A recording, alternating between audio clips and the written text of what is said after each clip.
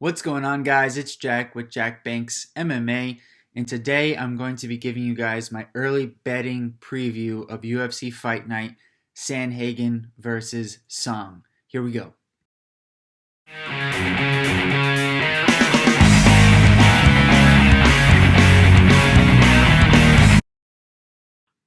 All right, so as the format has been the past couple of weeks, I'm going to start off here with the main event, and then I'm going to go down through some of my betting ideas for the UFC Fight Night event on September 17th. So before I start, I just want to say thank you guys for the support in the past couple of videos. It's really meant a lot to me, and I'm going to continue this theme as it seemed to be helpful for you guys. So with that being said, Cory Sandhagen versus Yadong Song is the main event. The line, I believe, was around Cory Sandhagen around minus 200, which I think is a little bit steep. Sandhagen's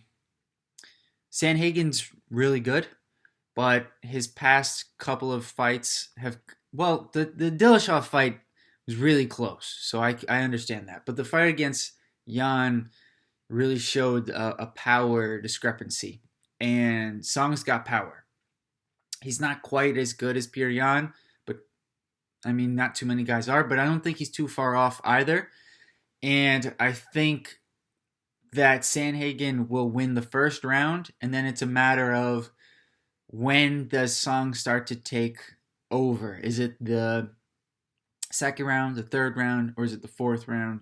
I really like the over in this fight. I think both guys are pretty durable. And so I think that could be something I'll look to play depending on the number of rounds that it's at. But yeah, I think this line's a little bit wide. I do see Sandhagen as the favorite, but I saw it closer to minus 150, minus 160. So I understand if you want to play Song here. I won't, but I understand if you do. So let's move into some bets that I had previously lined, and they actually came out just before I started taping this. So I'm going to give you guys what my line was and then what the line came out to be. So the first bet that I'm going to be looking at, although the line came out pretty high, so this is a little bit questionable for me now, is Nikolas Motta taking on Cameron VanCamp. Now, Motta was a guy, full disclosure, who I bet on against Jim Miller, and that did not go well. Jim Miller really had a veteran game plan. He took away the lead leg of Nikolas Motta, which for a heavy-handed boxer that he is, it's really essential that he can plant and move on that lead leg, and it was a very smart game plan from Jim Miller. With that being said, I don't see VanCamp being able to do a similar game plan. VanCamp also is dropping down from 170 to 155. He's pretty big 170er, so I don't like that. I don't like the fact that in some ways Motta is similar to Fialho. He likes to go forward. He's boxing heavy.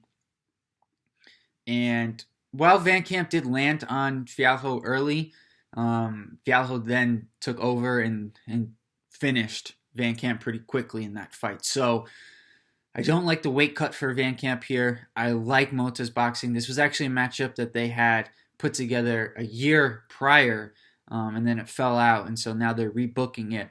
And Motta, I had lined at around a minus 175 or so favorite. The line came out, and initially he was minus 300, and he moved down to minus 250. So if that gets down to closer to minus 200, I will look to parlay Motta. But right now at minus 250, I do think it's a little bit high. Moving on to my next fight that I will be betting on, as long as I can get in, which is going to be Zellhuber taking on Trey Ogden. Now, Daniel Zellhuber had a really, really great fight on the Contender Series with Almeida, in which both guys really demonstrated that they were UFC caliber. And Almeida, Dana White said to Almeida, you win a fight, we'll bring you back. And they did. And then he came back and beat Trezano in the UFC. He actually made his UFC debut before Zellhuber, who got the contract. So I really like Zellhuber. I think he's complete. He's really a really technical striker who uses his length well. This is going to be an interesting matchup because Ogden is also a very long fighter, but Zellhuber is the much better striker. He's much more technical. I was surprised to see that on Best Fight Odds, the reference had Zellhuber initially as the underdog before quickly flipping to a favorite. I have Zellhuber as close to a minus 200 favorite in this fight, and right now he's at minus 145. If I can get that on my book, I'm going to be looking to play that fairly heavily. I really like Zellhuber for the technical reasons, as well as I think Ogden will not be able to ground out Zellhuber.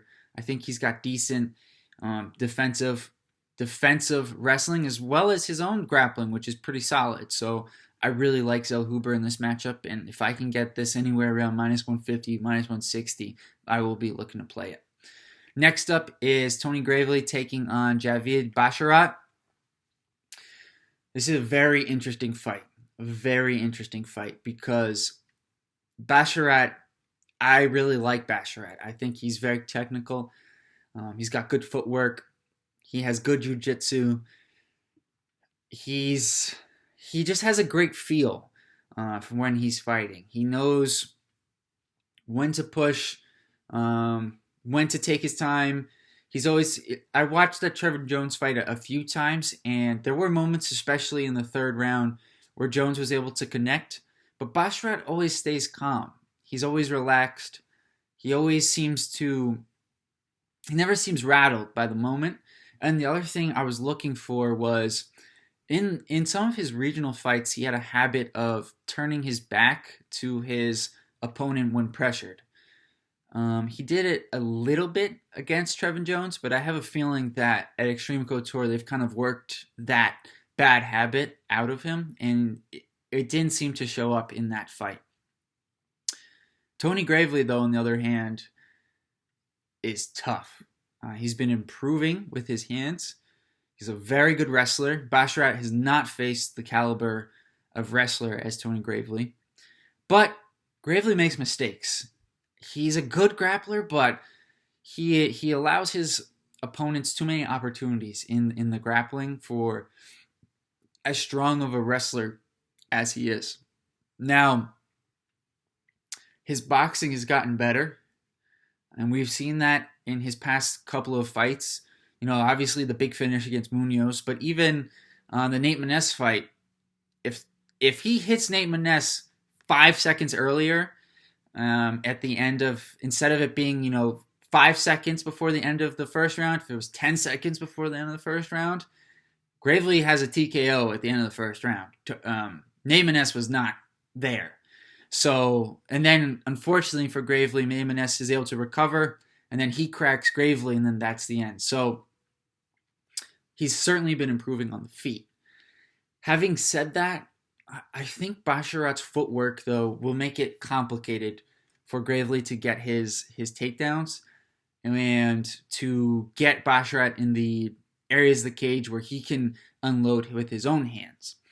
The line, though, with Gravely's experience, with Basharat's lack of top-end competition, I am surprised that the line has Basharat as a minus 150 favorite, which is about where he was at against Trevin Jones. I just think Gravely's a better opponent. And it is something where I might look to play Gravely here. I really do like as a prop, if it's available, over 1.5. I'm not sure, it might be over 2.5. So it's one of those things where we'll have to see what the odds end up being. Next up, I'll try to move a little bit quicker here for you guys, but I have Pat Sabatini taking on Damon Jackson. This is another fight that I think is really close. Both guys are really good grapplers. I feel like Damon Jackson just doesn't get the respect he should. He's really good. I mean, the record speaks for itself. He's got 3 losses or 4 losses. Pat Sabatini is also really good. He's got 3 losses himself. The grappling from Sabatini, right? The submission threats. The difference, though, I will say in this fight is Sabatini is position over submission, whereas Jackson is submission over position. And I think this is going to be a very close fight. I had it lined as Sabatini minus 140, Jackson plus 110, and the line came out and Sabatini is around a minus 200 favorite. So I like the over 2.5 in this fight. I think both guys are really tough, really durable, and I think it's going to be hard to get a finish. And I do think I will be looking to play a little sprinkle, if you will, on Damon Jackson, because I think this line is pretty wide here. All right, the next few fights I'm going to go a little bit quicker because they're just more props or fights that I think are going to be interesting. So first off, Joe Pyfer against Alan Amadovsky via KO or TKO. I just think this is not necessarily a shoo-in, but Amadovsky's chin has gone. Pyfer's got big power. Maybe he gets it done via submission, but I think KO, TKO is the way to go. Tanner Boser taking on Rodrigo Nascimento. I think Boser gets it done by KO, TKO here again. I think he's got the speed. The speed of Dawkins really bothered Nascimento, and Boser in his interviews seemed really, really angry. And he's had a lot of time off, partially because of injury, partially because fights are falling out. And he needs to pick up some momentum again that he's lost with this time off. And I think he's going to go out there and try to get a finish. So either Boser via TKO, or I wouldn't mind going under if it's 1.5 or definitely 2.5 rounds here. Giga Chikadze taking on Sadiq Youssef. Guys, I think this is going to be a very good fight. I don't have a play on this yet, so I'm curious what you guys think. But, man, I'm really excited for the co-main event, which brings me to a bigger point here. I really think this card is better than UFC 279. From top to bottom. The next fight I want to talk about, Chidi Njokuani taking on Gregory Rodriguez. I mean, what a fight. What a fight. I mean, this could end in the first round. It can go all 3 rounds. I really don't know. If you guys have an opinion, if there's something you've seen on the tape, I'd love to know. Similar to the next fight, Andre Fili taking on Bill Algeo. Another really good matchup, I think. Could go either way. Fili's looking to get back in the win column. Algeo has some momentum off of his big win against Herbert Burns. And lastly, Anthony Hernandez taking on Marc-Andre Barriault. Again, I think it's a fight between 2 really durable guys, 2 guys who are pretty well-rounded, although I do think Anthony Hernandez is the better fighter. And so he will be somebody who I might look to bet, but something I want to do a little more research on. So, guys, let me know what you think of some of my bets from earlier in the video, some of the fights later on here, and what are your thoughts on UFC Fight Night, Sandhagen versus Song. See you next week.